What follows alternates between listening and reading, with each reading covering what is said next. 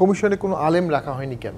হিন্দু ধর্মে কিন্তু কোনো সম্পত্তির বিধান মেদের নাই। ব্যারিস্টার শামীম হায়দার পাটোয়ারি, 433টি সুপারিশ করা হয়েছে এই কমিশনের মধ্যে দিয়ে, এবং সেখানে কমিশন প্রধান তিনি বলেছেন 200টিও যদি বাস্তবায়ন করা যায় সেটি আসলে নারীদেরকে অনেক এগিয়ে নিয়ে যাওয়া হবে।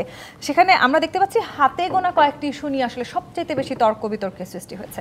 কি মনে করছেন, তাদের এই 433টি সুপারিশের মধ্যে 200টি বাস্তবায়ন করাও কি সম্ভব হবে, নাকি যে দাবি দাওয়াগুলো সামনে আসছে তার প্রতিফলন দেখতে পাবো আমরা? দেখুন, এটা মানে যে দাবিগুলো এখানে কমিশন রিপোর্টগুলো আসছে, প্রথম হচ্ছে এই কমিশন কোনো সাংবিধানিক কমিশন না। এই সংবিধান পাবলিক সার্ভিস কমিশন অথবা নির্বাচন কমিশনের মতো সংবিধানের রেফারেন্স নাই, অথবা অনেক আইন দিয়ে কমিশন করা হয়, ইউনিভার্সিটি গ্রান্টস কমিশন, কোম্পানি, সেটাও না। এটা প্রধান উপদেষ্টা বা একটা এক্সিকিউটিভ অর্ডারে গঠিত কিছু কমিশন যারা কিছু সুপারিশ দিবে। এই সুপারিশগুলো বাইন্ডিং নেচারের না, এবং রাজনৈতিক দলগুলো যদি এটা গ্রহণ না করে তাহলে এটার কোনো ভ্যালু নেই। It's a mere piece of paper. Then the question come up, composition. Bangladesh একটি মুসলিম প্রধান দেশ, এবং এদেশের মুসলিম আলেম উম্মারা এই বিষয়গুলো খুব সেন্সিটিভ। কমিশনে কোনো আলেম রাখা হয়নি কেন? এবং আমি জানি না কমিশনে যখন মিটিং হয়েছে সেই মিটিংয়ে আলেম ওলামা বা বিশেষজ্ঞদের যারা ব্যাখ্যা করতে পারে তাদেরকে ডাকা হয়েছে কিনা, বা মুফতিদের ডাকা হয়েছে কিনা। কারণ তারা তো পক্ষ, এদেশের মানুষ, অথবা ইসলামে যেসব নারীরা ইসলাম প্র্যাকটিস করে, ইসলাম নিয়ে কথা বলে, তাদেরকে ডাকা হয়েছে কিনা। যদি না ডাকা হয়ে থাকে, আমি মেরিটে পরে যাচ্ছি, প্রসেসটাই তো গণতান্ত্রিক হয়নি, রিফ্লেকটিভ হয়নি। এটা একটা বড় ডিফেক্ট রয়ে গেছে। দুই, যে কটা ইস্যু বলা হয়েছে, যেমন ইউনিফর্ম ফ্যামিলি কোডের কথা বলা হয়েছে, এটা আজকে থেকে না, এটা 40 বছরের পুরনো ডিসপুট। অর্থাৎ আমাদের বিভিন্ন যে সিডো কনভেনশন আছে, সেই সিডো কনভেনশনে বাংলাদেশ 2টো রিজার্ভেশন জায়গায় রেখে সাইন করেছে, তার মধ্যে এটা একটা। এটা এখনও ইন্টারন্যাশনাল বাংলাদেশ সাইন করেনি।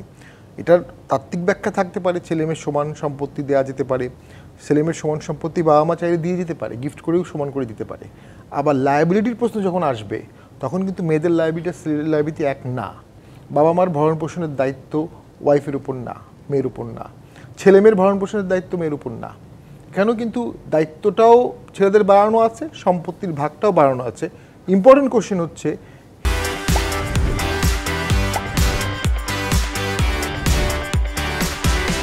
হিন্দু ধর্মে কিন্তু কোনো সম্পত্তির বিধান মেয়েদের নাই।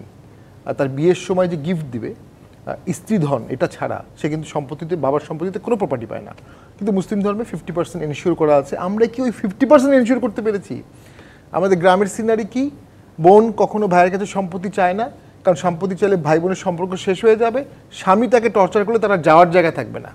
সে বাচ্চা কাচ্চা নিয়ে বছরে 2-3 বার ভাইয়ের বাসায় আসে, নাইউরি খায়, এটাই হচ্ছে গিয়ে তার ট্রেডিশন, সে এতেই হ্যাপি থাকে। আমরা আগে এনশিওর করি সে ইসলামিক কোরআনিক ল অনুযায়ী 50% পাবে।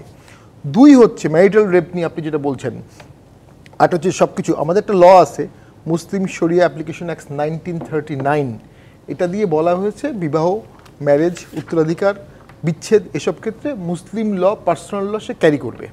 এখন সে যদি ক্যারি করতে না চায়, তাহলে সে কিন্তু স্পেশাল ম্যারেজ একটা বিয়ে করতে পারে, সে ধর্মত্যাগ করতে পারে। একজন লোক যদি বলে আমি সেকুলারে বিশ্বাস করি, কোনো ধর্মে বিশ্বাস করি না, কোনো ধর্ম অনুযায়ী আমার সম্পত্তি বন, সে বলবে আমি মুসলিম না। এই সুযোগ তার আছে। কিন্তু মুসলিম থেকে আপনি কোরআনিক লয়ের বাইরে যাওয়ার সুযোগ কতটুকু আছে বা যাওয়া হয়েছে, আমি উদাহরণ দিয়ে বলছি। 2টো উদাহরণ আছে। একটা হচ্ছে আইয়ুব খান যখন 1961 সালে মুসলিম ফ্যামিলি ল অর্ডিন্যান্স করলেন, তখন একটা সোশ্যাল ক্রাইসিস ছিল যে বাবা যদি দাদা বেঁচে থাকা অবস্থায় বাবা মারা যায়, তাহলে নাতিপুতিরা দাদার সম্পত্তি পেত না। এবং কোরআনিক লতে সূরা নিসায় নাতির জন্য সরাসরি কোনো সম্পত্তির বিধান নাই। তখন 61 সালে উনি ল করে দিলেন যে নাতিও সম্পত্তি পাবে, বাবা মারা গেলে দাদার সম্পত্তি ডাইরেক্টলি পাবে, শুধু ছেলে মেয়ে পাবে। এটা নিয়ে তখনও ব্যাপক প্রোটেস্ট হয়েছিল, কিন্তু আলটিমেটলি এটা কিন্তু একটা ভালো অ্যামেন্ডমেন্ট হিসেবে টিকে গেছে। আরেকটা বলে শেষ করছি 1 মিনিটে। আপনি ম্যারিটাল রেপের কথা বলেছেন। 1893 সালে হাউস অফ লর্ডস বলেছে ম্যারিটাল রেপ বলে কিছু নাই। 1993 সালে হাউস অফ লর্ডস বলেছে ম্যারিটাল রেপ হবে। আমাদের দেশেও ম্যারিটাল রেপ আছে। 14 বছরের কোনো নারীকে যদি আপনি বিবাহ করে বা বিবাহ না করে সম্মতি বা সম্মতি ব্যতিরেকে যদি আপনি সেক্সুয়াল ইন্টারকোর্স করেন, সাথে সাথে এটা রেপ হবে, সাথে সাথে রেপ হবে। বাকি যেটা আছে, যে যারা ম্যাচিউর বা অ্যাডাল্ট ফ্যামিলি রিলেশন আছে, অনেক দিন সংসার করেছে, সেখানে ম্যারিটাল রেপ হতে পারে। আমি কিন্তু ম্যারিটাল রেপের পক্ষে, ম্যারিটাল রেপের শাস্তি হওয়া উচিত। কারণ আমরা আইনজীবী হিসেবে দেখেছি অসুস্থ অবস্থায় জোর করে সেক্স করেছে, মানসিকভাবে দৌরত্ব কিন্তু জোর করে করেছে, এরকম প্রচুর অভিযোগ আসতেছে। ওটাই ডিভোর্সের কারণ। সেই ক্ষেত্রে প্রবলেমটা হচ্ছে এভিডেন্সিয়াল প্রবলেম। স্বামী স্ত্রীর একান্ত বিষয়টা আপনি প্রমাণ করবেন কিভাবে? একজন স্ত্রী যদি বলে অমুক দিন অমুক সময় আমাকে জোরপূর্বে ধর্ষণ করেছে, এটা কি করে প্রমাণ হবে তিনি কনসেন্ট দেয়নি ওই সময়?